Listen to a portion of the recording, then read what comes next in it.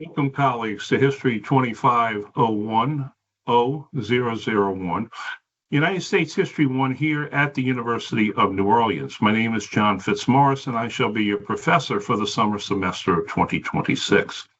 Our course officially covers the period of United States history from the colonial period until the Civil War. I have clearly stated the goals of the class in the syllabus, but I want you all to leave this class experience with an understanding of the patterns that history follows. We historians are fond of saying that history does not repeat itself, but it does often rhyme.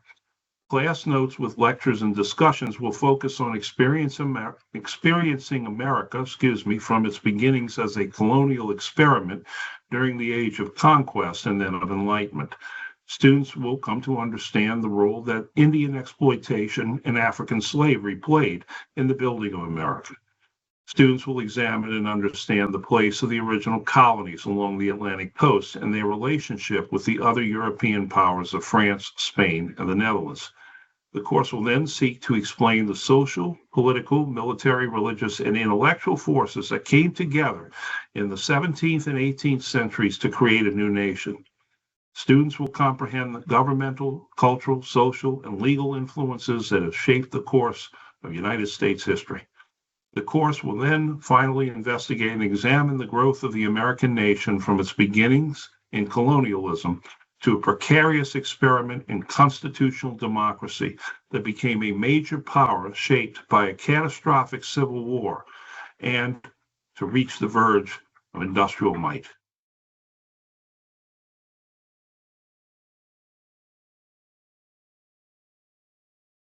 This is an online course. There will be no class meetings. Thus, a good deal of discipline will be required of you. My recommendation is that you put aside at least 90 minutes per day to concentrate on your readings, your lessons, and maybe even another hour for your outside reading. The good news is that you get to decide when and where you want to dedicate that time each day. Libraries and coffee shops are much better places of study than your homes or places of work because there are fewer distractions there.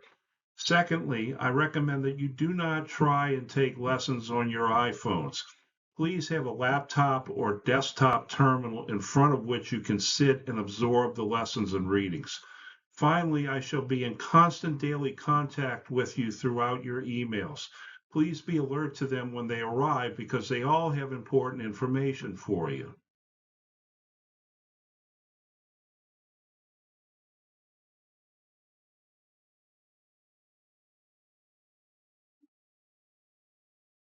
The lessons are on Canvas for you in the form of YouTube videos of PowerPoint presentations narrated by myself, much like what you're seeing here, even with the same background. Each lesson opens each day on Canvas. I know that some of you would like me to just dump the entire set of lessons for you to do it once or at least in bunches, but the learning process is better at this form. Take it in digestible parts rather than trying to do it all at once, or even worse, waiting until the very end.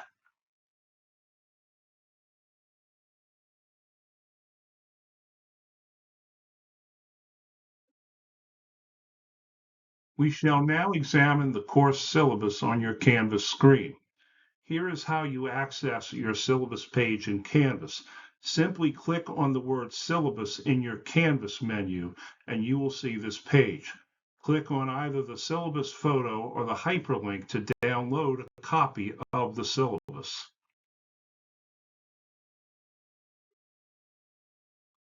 I shall now bring up the syllabus on the screen.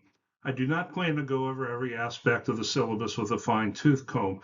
That is your job. But I want to summarize and highlight some of the more salient aspects of it. Now, when opening the syllabus document, one can see below the collage the course description and the goals of the course. Those are, in short, what I expect you all to have a working understanding of by the time you finish this class. However, what it boils down to is this. I do not want any of you to become YouTube or TikTok sensations when someone sticks a camera and or a microphone in your face on the street and asks you a basic question about world history. I want it to be so that your video will be unusable. You will not become the object of ridicule and scorn, because there are far too many people out there who have no understanding of this country's history. And some of them we call congressperson, senator, and now once again, Mr. President.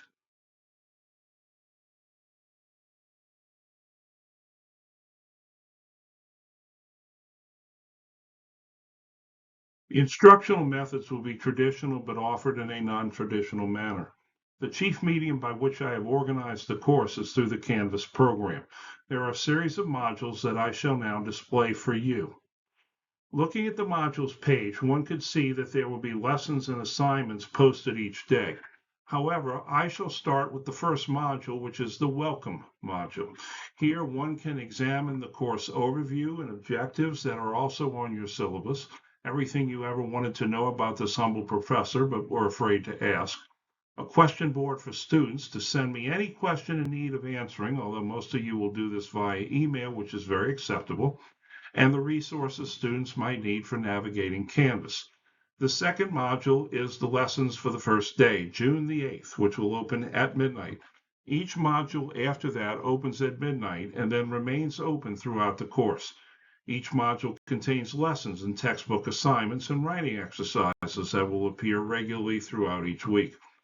Some, like the lessons with Roman numerals, are YouTube videos that I made myself of my PowerPoint slides, which are the core of the lesson.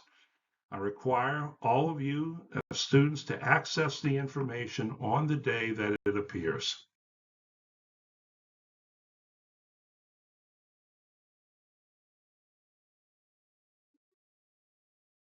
There will be quizzes on Canvas at the end of each week to help you keep up with your studies.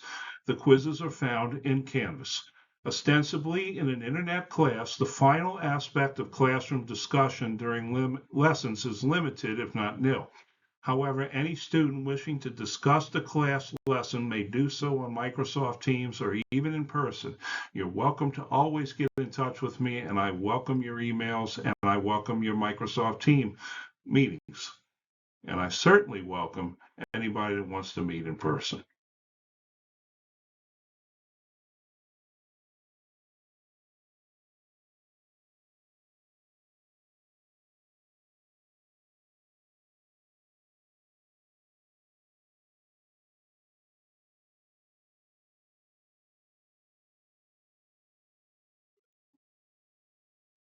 I have also assigned a number of primary source exercises in which I require students to examine a document from the time period itself and comment upon it. Primary source assignments are also located here in Canvas. Submissions should be in the proper form of essay that follows all the basic rules for a scholarly essay. Submissions should be in either Microsoft Word or PDF format, and both formats are available through the Privateers apps as well as in Office 365 in Canvas. I do not accept any other file type than Microsoft Word or PDF format.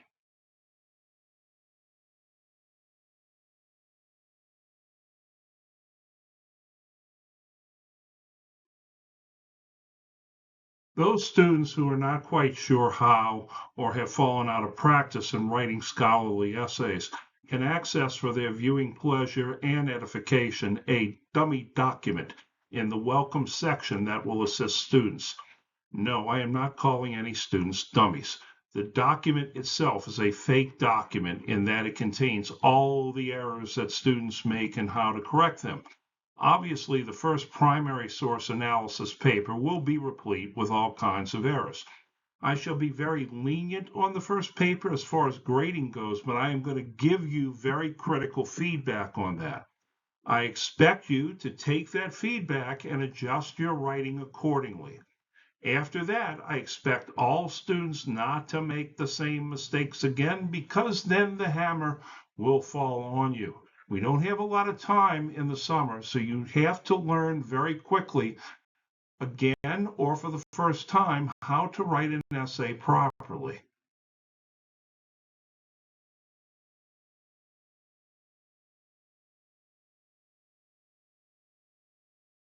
I have also assigned a number of video assignments, that is, a series of films dealing with topics in world history. Students are to watch those films and then provide a critical review of the film for extra credit. The guidelines for the extra credit assignments will be posted, and students are again required to follow the same scholarly rules of submitting and formatting papers. I strongly suggest that students take advantage of at least 2 of the extra credit assignments.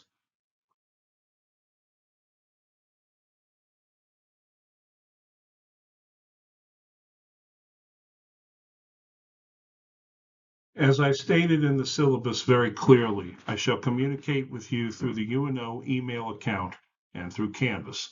Students shall communicate directly with me through my UNO email account and through Canvas. Students may also contact me on Microsoft Teams or call the office itself on the phone. Yes, I know, very old school. Under no circumstances will I send any class-related emails to personal email accounts. In addition, federal law called FERPA law prohibits the dissemination of grades via email or to third parties, that is, parents or friends. Students can track grades somewhat through Canvas throughout the semester. Please do so to avoid last-minute surprises, and that is part of the syllabus many students often ignore to their own detriment.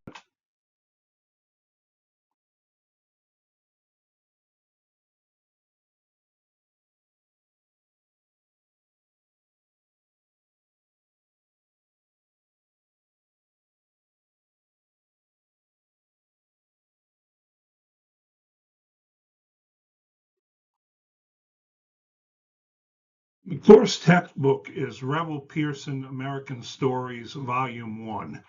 And after a great deal of effort and many days, it is finally available to you on Canvas through the Follett portal.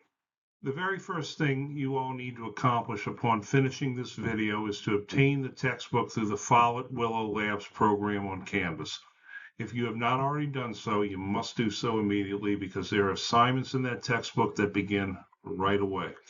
If you experience any issue at all, please call the bookstore or email them and go there in person if you must, because they're not doing a great job and it has been a very, very difficult process.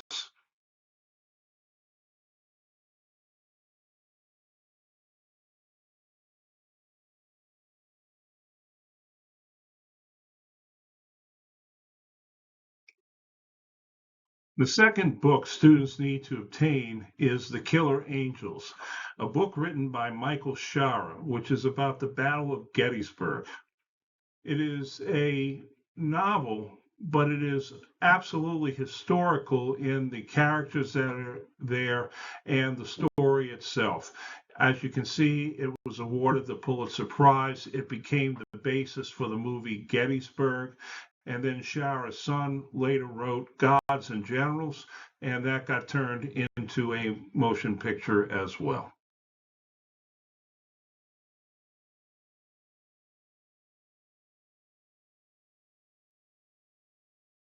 Once students have examined and read every part of the syllabus, this sheet must be signed and returned to me either by taking a photo of it with your iPhones and submitting it through the Canvas portal in JPEG or Microsoft Word form, or by handing it in to me in person. This is your contract with me throughout the summer, so that you cannot say at the end of the semester, I didn't know this or I didn't know that, because it was in the syllabus.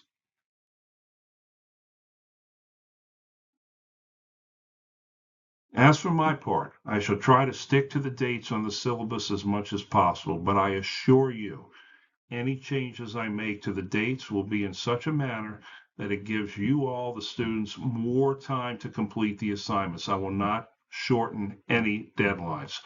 You need to make sure you go over every part of the syllabus and then turn into me the sign back of that page of the syllabus no later than the dates listed. You absolutely must read the entire syllabus before turning in the sheet. So our first day's lessons open at midnight. Be ready to begin work and reading immediately. You all should send me an email letting me know that everything has gotten underway well for you, or if you're having issues. I plan to be in my office on campus on Monday, tomorrow, after 10 o'clock a.m. My office is located in room 108 of the International Center, but I give you fair warning. We're in the process of moving from a previous building to this one. It is an absolute disaster right now, but I will make space and I will make room to talk with you. We're located directly across from the University Center. You all should come and visit my office if on campus on Monday. Good luck to everyone, and may the odds be ever in your favor.